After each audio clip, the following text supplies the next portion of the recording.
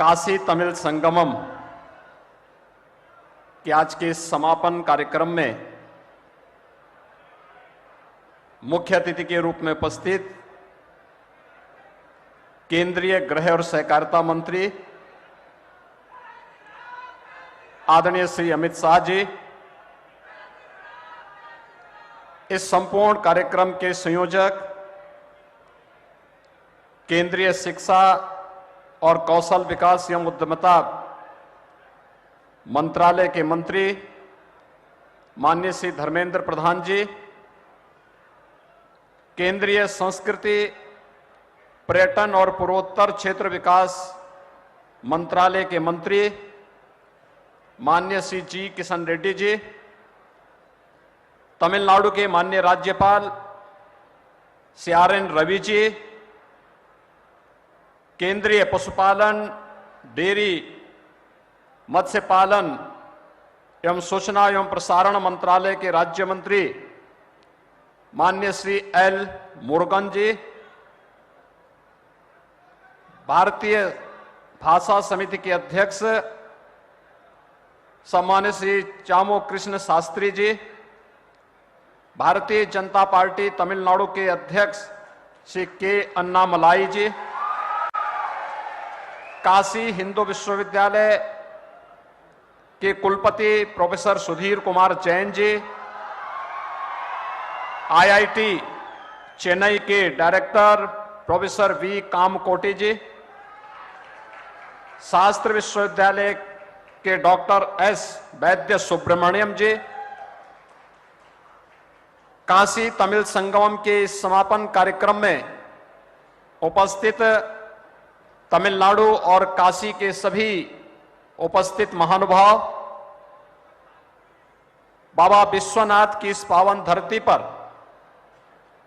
उनगलाई काशील वरा वैरी की रोम, बाबा विश्वनाथ की इस पावन धरती पर मैं उत्तर प्रदेश शासन की ओर से और उत्तर प्रदेश की जनता की ओर से देश के यशस्वी गृह और सहकारिता मंत्री माननीय श्री अमित शाह जी का हृदय से स्वागत करता हूं। इस अवसर पर तमिलनाडु के माननीय राज्यपाल श्री आर.एन. रवि जी का भी मैं उनके साथ यहां पर पधारे तमिलनाडु से आए हुए आप सभी महानुभावों का, केंद्रीय मंत्री माननीय श्री धर्मेंद्र प्रधान जी का, माननीय श्री जी किशन रेड्डी जी का, माननीय श्री एल. मुरुगन जी का और अन्य सभी अतिथियों का हृदय से स्वागत करता हूं। हम सब जानते हैं कि आदरणीय प्रधानमंत्री जी की प्रेरणा से पवित्र तमिल कार्तिक मास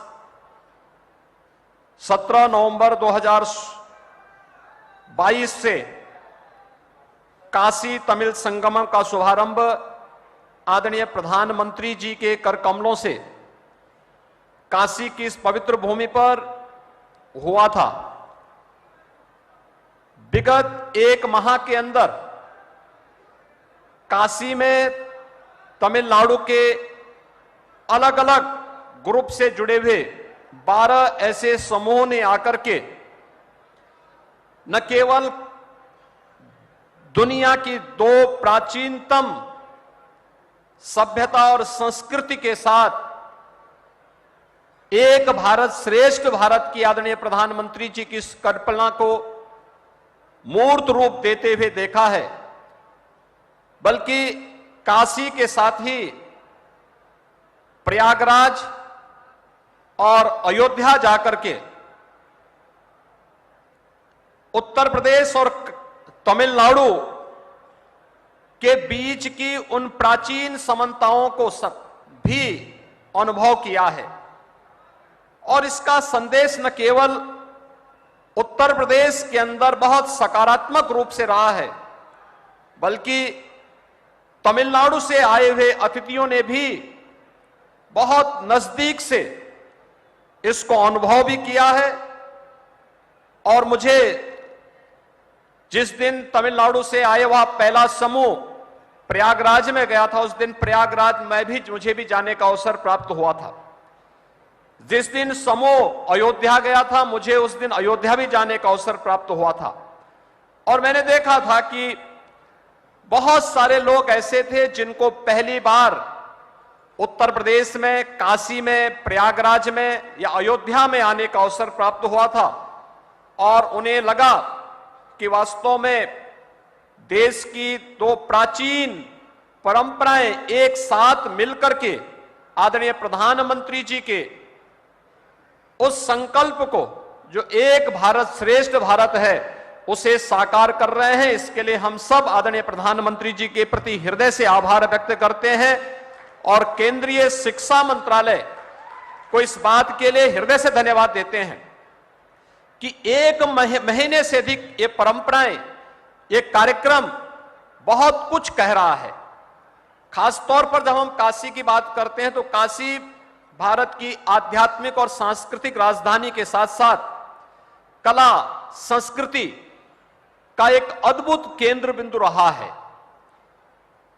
उत्तर प्रदेश भारत की आध्यात्मिक और सांस्कृतिक विरासत का प्रतिनिधित्व करता है, तो तमिलनाडु में ही इन सभी समानताओं को लेकर के कला, संस्कृति, ज्ञान की उस प्राचीनतम परंपराओं का नेतृत्व करता है। इन दोनों परंपराओं का काशी तमिल संगमम के माध्यम से अद्भुत संजोग एक नए संगम का निर्माण करती है, जो एक भारत श्रेष्ठ भारत की परिकल्पना को साकार करता है। और आदरणीय प्रधानमंत्री जी की प्रेरणा से केंद्रीय शिक्षा मंत्रालय ने, संस्कृति मंत्रालय ने इसे साकार किया है। यह सचमुच अद्भुत है, अविस्मरणीय है और अभिनंदनीय है। उत्तर प्रदेश और तमिलनाडु में एक और समानता देखने को मिलती है और वह समानता है आदरणीय प्रधानमंत्री जी के आत्मनिर्भर भारत की परिकल्पना को साकार करने के लिए परंपरागत उद्यम को, एमएसएमई में सूक्ष्म लघु मध्यम उद्यम के सबसे बड़े भारत के दो बड़े केंद्र हैं, जिसमें एक उत्तर प्रदेश है और दूसरा तमिलनाडु है। इन दोनों के बीच के समानता आदरणीय प्रधानमंत्री जी की आत्मनिर्भर भारत की परिकल्पना को साकार करने में भी ये मदद कर रही है। यहां पर लगा हुआ एग्जीबिशन इसका उदाहरण है और काशी उसका केंद्र बिंदु है। काशी में बहुत सारे ऐसे प्रोडक्ट हैं जिनको पिछले 8 वर्ष के अंदर यहां के आर्टिजन्स को मान्यता मिली, उन्हें जीआई टैग मिला और वैश्विक मंच पर उन्हें एक नई पहचान मिली है।